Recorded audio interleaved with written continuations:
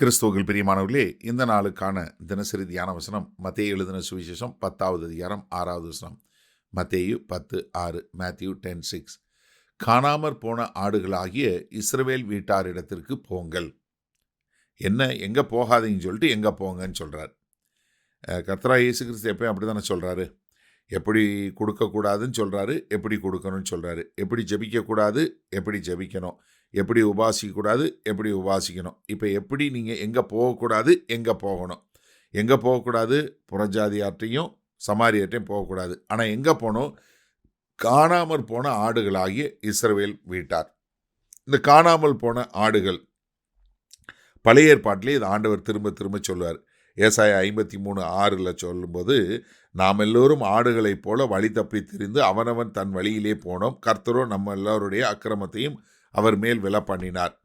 அதே மாதிரி எரேமியா 50வது அதிகாரம் 6வது வசனம், என் ஜனங்கள் காணாமற் போன ஆடுகள், அவருடைய மேய்ப்பர்கள் அவர்களை சிதற பண்ணி பர்வதங்களில் அலைய விட்டார்கள், ஒரு மலையிலிருந்து மறுமலைக்கு போனார்கள், தங்கள் தொழுவத்தை மறந்து விட்டார்கள். நீங்கள் எசேக்கியேல் 34வது அதிகாரம் வாசித்து பார்த்தீங்கன்னா, அங்கே திரும்ப திரும்ப எப்படி மேய்ப்பர்கள் தன்னுடைய மந்தையை எப்படி சிதறடிக்க பண்ணாங்க அப்படிங்கிறது ரொம்ப தெளிவாக சொல்லியிருப்பார். அப்போ என்ன, காணாமற் போன ஆடுகளாகி இஸ்ரவேல் தேச மக்கள். இதை கர்த்தர் திரும்ப திரும்ப சொல்லக்கூடிய ஒரு காரியத்தை பார்க்கணும். மத்தேயு 15வது அதிகாரத்தில் 24வது வசனத்தில் ஒரு கானானிய ஸ்திரீ அங்கே கேட்கும்போது அவர் என்ன சொல்கிறாரு, அதற்கு அவர், காணாமற் போன ஆடுகளாகிய இஸ்ரவேல் வீட்டாரிடத்திற்கு அனுப்பப்பட்டேனே அன்றி மற்றபடி அல்ல என்றார். என்ன, நான் காணாமல் போன இஸ்ரவேல் தேச மக்களுக்காக அனுப்பப்பட்டேன் என்று சொல்லக்கூடிய ஒரு காரியத்தை கர்த்தர் சொல்கிறார். இதை தான் ஆதி திருச்சபையில் உள்ள மக்கள்னு செஞ்சாங்க. ஏன்னா இப்போ இவர்களுக்கு சொன்னார், என்ன நீங்கள் இஸ்ரவேல் தேச மக்கள்கிட்ட போங்க, அவங்க நிராகரிக்கட்டும், அதற்கு பின்பாக மற்றவர்கள்ட்ட போங்கன்னு. பவுல் இதே காரியத்தை செய்கிறத நம்ம பார்க்குறோம். அப்போஸ்தலர் நடவடிக்கை 13வது அதிகாரம் 46வது வசனத்தில் பாருங்களேன். ஏன்னா அங்கே சொல்லக்கூடிய ஒரு காரியம், ஏன்னா அவங்க எல்லோரும் ஜெப ஆலயத்தில் கூடுறாங்க. அப்போ அவர் என்ன சொல்கிறாரு, ஜெப ஆலயத்தில் போய் இதை குறித்து சொல்கிறாரு. அதில் 45, 46, யூதர்கள் ஜனக்கூட்டங்களை கண்டபோது பொறாமையினால் நிறைந்து பவுலினால் சொல்லப்பட்டவர்களை எதிரடியாக பேசி விரோதித்து தூசித்தார்கள்.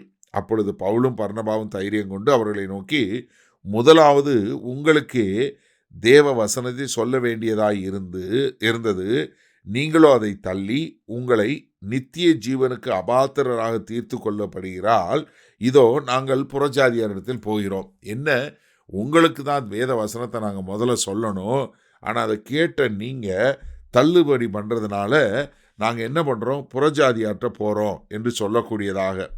ஏன்னா நீங்கள் ரோமர் 1:16 சொல்லும்போது, கிறிஸ்துவின் சுவிசேஷத்தை குறித்து நான் வெட்கப்படேன், முன்பு யூதரிலும் பின்பு கிரேக்கரிலும் விசுவாசிக்கிறவன் எவனோ அவனுக்கு ரட்சிப்பு உண்டாவதற்கு அது தேவ பலனாய் இருக்கிறது. அப்போ என்ன, இஸ்ரவேல் தேச மக்களுக்கு சொல்லுங்க. சரி, இந்த நாளில் இந்த வசனத்தை நம்ம எப்படி எடுத்துக்கொள்வது?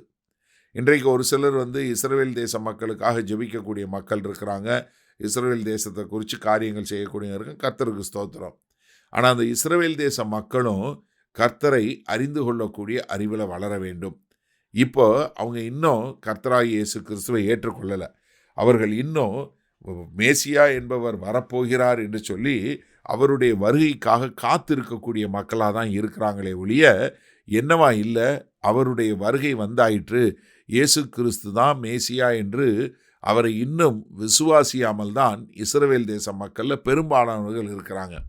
ஒரு சிலர் மாத்திரம், ஜியோனிஸ்ட் என்று சொல்லக்கூடிய ஒரு சிலர் மாத்திரம் என்ன பண்ணுறாங்க, நான் யூதன், இந்த ஏசாயா 53வது அதிகாரத்தில் சொல்லப்பட்ட அந்த இரட்சகர் என்பவர் வேறு யாரும் இல்லை, அவர்தான் கர்த்தராகிய இயேசு கிறிஸ்து என்பதை நான் ஏற்றுக்கொள்கிறேன் என்று சொல்லி அவரை ஏற்றுக்கொண்டு அவருக்கென்று வாழக்கூடிய மக்களும் இருக்கிறாங்க.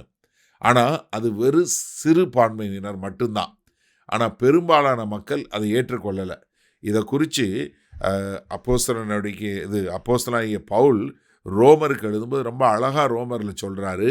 என்ன, இஸ்ரவேலில் புறஜாதியாரனுடைய ரட்சிப்பு வருவதற்காக இஸ்ரவேல் ஜனங்களுடைய ஒரு பகுதி என்ன பண்ணப்பட்டிருக்கு, அவர்கள் கண்கள் குருடாக்கப்பட்டிருக்கு. ஆனால் புறஜாதியாருடைய நிறைவு வரும்போது என்ன உண்டாகும், இஸ்ரவேலில் அவர்களுக்கு கண்கள் திறக்கப்படும், அப்பொழுது அவர்கள் எல்லோரும் ரட்சிக்கப்படுவார்கள் என்று சொல்லக்கூடிய ஒரு காரியத்தை அப்போஸ்தலனாகிய பவுல் மிக அழகாக நமக்கு தேவ ஆவியினால் வெளிப்படுத்தி இருக்கிறார். அப்போ என்ன, இஸ்ரவேல் தேச மக்கள் மாத்திரம் இல்லை, இந்த பூமியில் உள்ள எல்லா மக்களுக்கும் தேவை யாரு? கர்த்தராகிய இயேசு கிறிஸ்து. அவர் ஒருவர் மூலமாக தான் ரட்சிப்பு என்பதை நாம் உணர்ந்து கர்த்தராகிய இயேசு கிறிஸ்துவை எங்கும் பிரசங்கிக்கிறவராய் இருக்க நாம் இருப்போமா? மகா கிருபையும் இரக்கம் நிறைந்த எங்கள் அன்பின் தகப்பனே, இதோ கர்த்தராகிய இயேசு கிறிஸ்து மூலம், ஒருவர் மூலமே ரட்சிப்பு, அவர்தான் எல்லா தேசத்திற்கும் விடிவு காலம் என்பதை நாம் அழகாய் நேர்த்தியாய் பிரசங்கிக்கக்கூடிய ஒரு கிருபையில் எங்கள் தேவன் வழிநடத்த வேண்டுமாய் மீட்பெரும் இரட்சகருமாகிய இயேசு கிறிஸ்துவின் மூலம் ஜெபிக்கிறோம் ஜீவனுள்ள வல்ல பிதாவே, ஆமேன். கர்த்தர் உங்களை ஆசீர்வதிப்பாராக. நாம் இன்று மாலை மண்ணால் சந்திப்போம்.